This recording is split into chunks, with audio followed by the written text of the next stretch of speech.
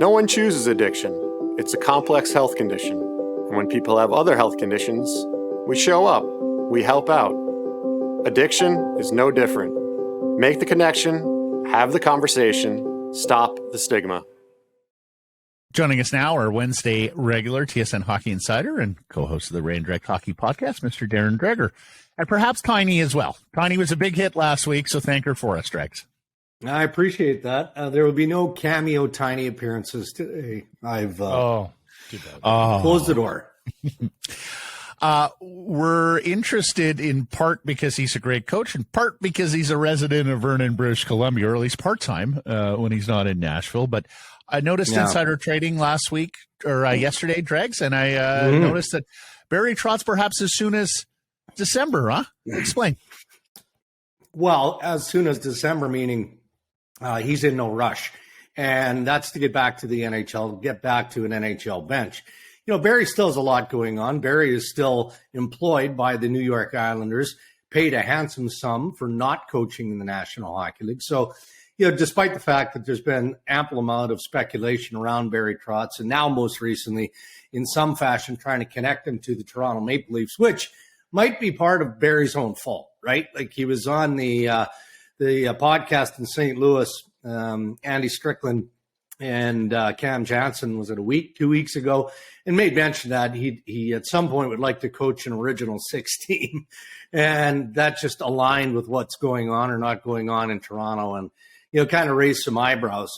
But, you know, Barry is going to be methodical in this because he's an experienced man. He's not in any sort of rush to find another NHL job. He's confident that he will have opportunity to coach in the National Hockey League again. So why wouldn't you wait until the second half of the regular season? And, you know, whether it's Toronto or not, that seems like a stretch to me, but who knows? The way the Nashville Predators are playing right now or not playing well, you know, is it, off the charts to suggest that maybe he could be a fit back in Nashville in some capacity? Well, he's beloved there. Our buddy John Shannon on Monday told us he's buying a house in Nashville and spending more time there because of family considerations.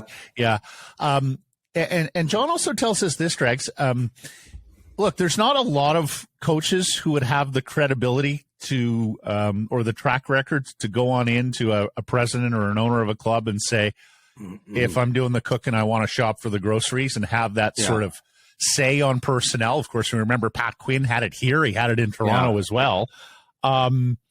Is there any chance Barry Trotz emerges here as a super boss with personnel responsibilities on top of being the head coach? Right. I think that there's a chance. I don't want to throw John Hines under the bus entirely here because, you know, no different than any other coach hot seat scenario, at least to start this season.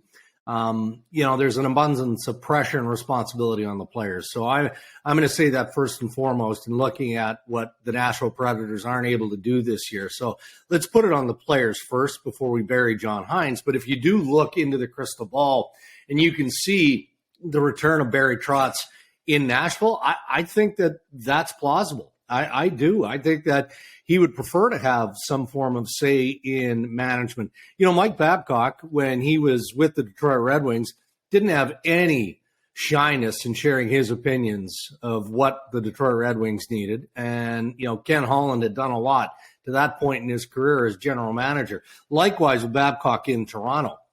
But that's not what we're talking about here. We're talking about legit hands-on say-so.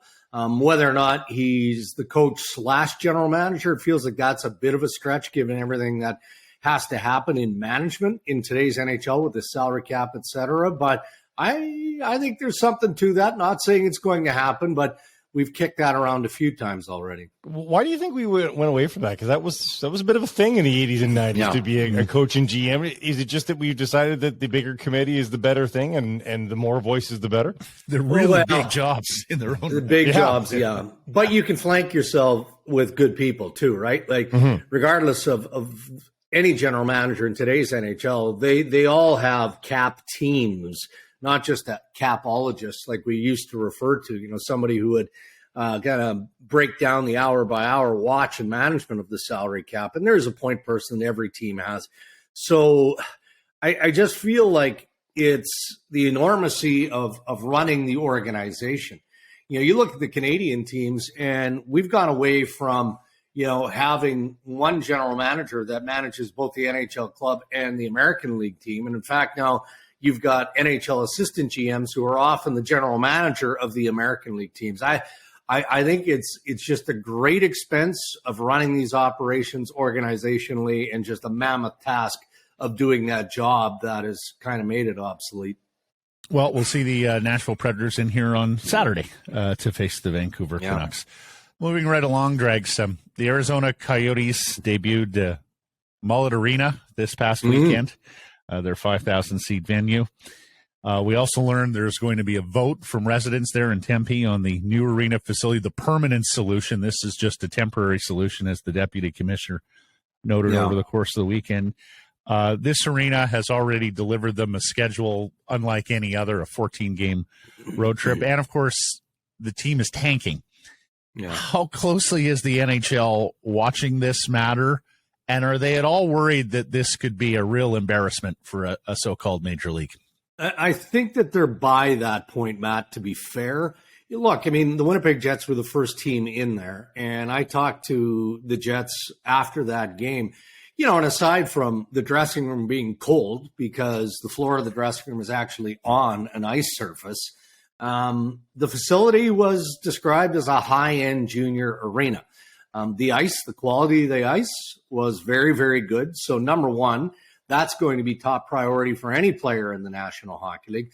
Of course, you feed off the environment, the atmosphere. But it's been interesting to me, and I think it was Mika Zibanejad of the New York Rangers who came out recently. And, there were many who quote tweeted what Mika said. He chose his words, but I didn't get the sense that he was trying to be overly critical or harsh. It was just he was struggling to find the right comparison because they're just not used to playing in arenas like this. I mean, how do you go from MSG in New York, which is second to none, frankly, when that building is hopping, which is almost every night when the Rangers are home, to a building of 5,000 people in a market that has had nothing but struggle on and off the ice, and go, yeah, this is cool. We like it here. I mean, that's not real. But the embarrassment side of it, I think it only gets worse depending on what comes of this referendum in Tempe. Because I don't think we're so close. Yeah. I think that the organization, the Coyotes and the National Hockey League, believed that they had two more hurdles. November 22nd, which was a presentation, and then November 29th, which was supposed to be a council vote. Well, now all of a sudden, Tempe, rightly so, is saying, but hold on. This is too large for us to make a decision.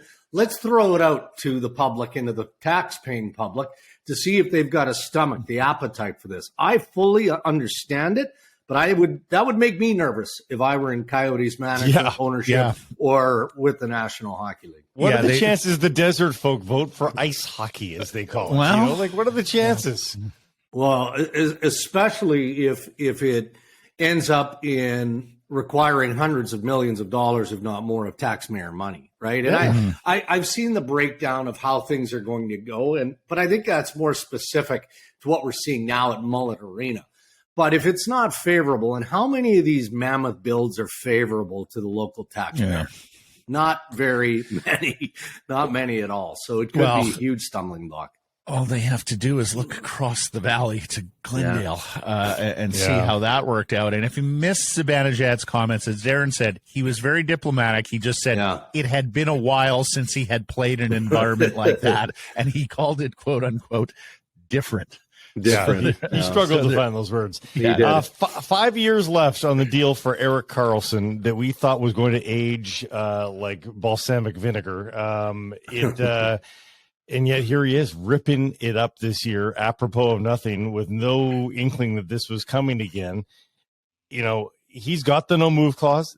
Fate is in his hands. Is it possible, though, that the Sharks go to him, that he goes to the Sharks? Maybe he wants to play on a winning team. Well, does this change the plot line for the rest of the career of one Erik Karlsson? Well, it does from a media perspective, and I don't know how it can't. You don't have to be a member of the media to realize where the San Jose Sharks are, and they should be bracing for a rebuild. That's just the reality of that situation. So How can you fit a contract like that in a rebuild? And clearly, based on the way that Erik Karlsson is playing, there is value in him.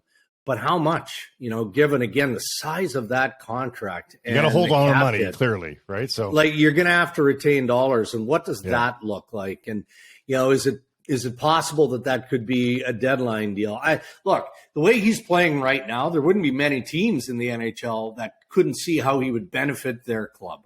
He's a superstar when he's playing to the level that he's playing. Already we're talking about him as a Norris candidate, and we're barely 10 games into the season. And it does bug me from time to time as a person who votes on the Norris.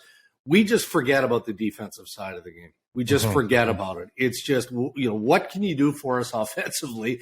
And we can see what Erik Karlsson is capable of offensively, but you kind of cover your eyes, right, when it comes to the defensive side of the game.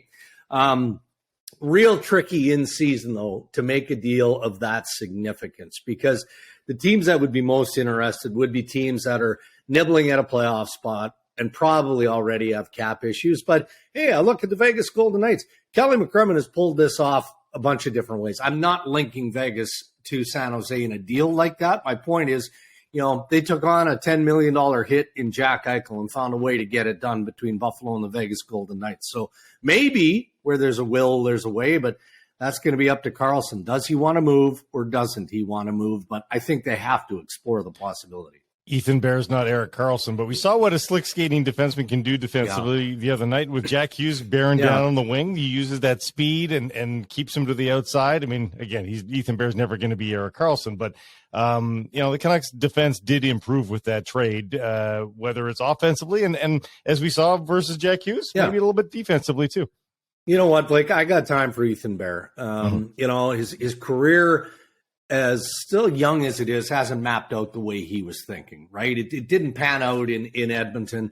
So they breathed new life into his career by sending him to the Carolina Hurricanes. But that turned into a brick wall because, look, the Carolina Hurricanes have a very good defensive core. And Rod Brind'Amour didn't see the game that Ethan Bear is capable of playing as a fit on that Carolina blue line. I understand all that. But now he's two strikes. I'm not here to suggest that the Vancouver Canucks are the third strike for Ethan Bear and he's out, but it does feel like he's again at a crossroads in his career where he has to look at this as nothing but opportunity. I will say Jimmy Rutherford has a history of reclamation projects, of pulling pieces, from the vapors and then just finding a way to get that piece to fit into the puzzle. And I'm trying to think, was it Ron Hainsey? It was, wasn't it? When he made that trade way back in the day with the Pittsburgh Penguins. I mean, many thought that Hainsey certainly was in the back nine of his career, if not basically done. Hainsey comes in, there's injury, there's opportunity, and he's a pivotal piece in helping the Pittsburgh Penguins win. I'm not exaggerating and thinking that that's going to be the case here with Ethan Bear, but he's got to know that his game has to evolve, and this is a perfect opportunity for him to do that.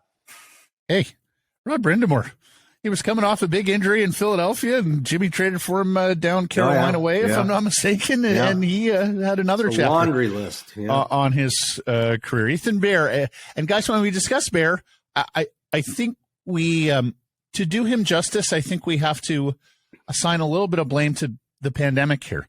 Yeah. He played all 71 games for the Oilers, was averaging 22 minutes a night when the pandemic struck, and he just didn't come out of the pandemic as well as others. Lastly, Dregs, I understand your podcast partner, and we'll have him on the show Friday, is on a bit of a goalie interference tear this week.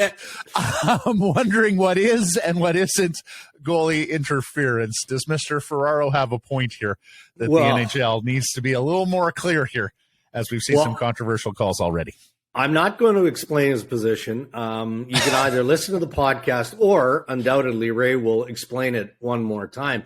But he's on to something here. And it's not just raw opinion from Ray. It's actually a formed opinion based on conversations that he's had with NHL coaches who are confused. How can it be the opinion of a coach versus the opinion of those in the situation room who ultimately make that call. And I tend to agree with him on that. And that's a position that I've never considered before.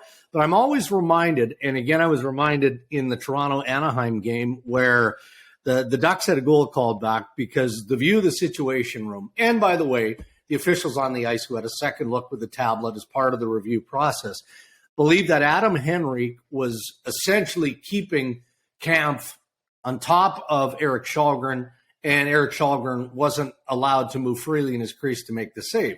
The issue with it is the shot on net was going wide of the net, well wide of the net, and caromed off of Justin Hall's skate and into the net. So it was a redirect and had nothing to do with goaltender interference. I mean, it's just one of those crazy things. So I will let Ray explain his position, but I'm not going to. I often try to battle with Ray. Just, I mean, it makes for sport. Yeah, exactly. And he's like, he's an easy bear to poke. Let's put it that way. But as he's explaining his concerns with it, I understood it. I understood it because I'm always reminded, and I deal with the situation room on a nightly basis.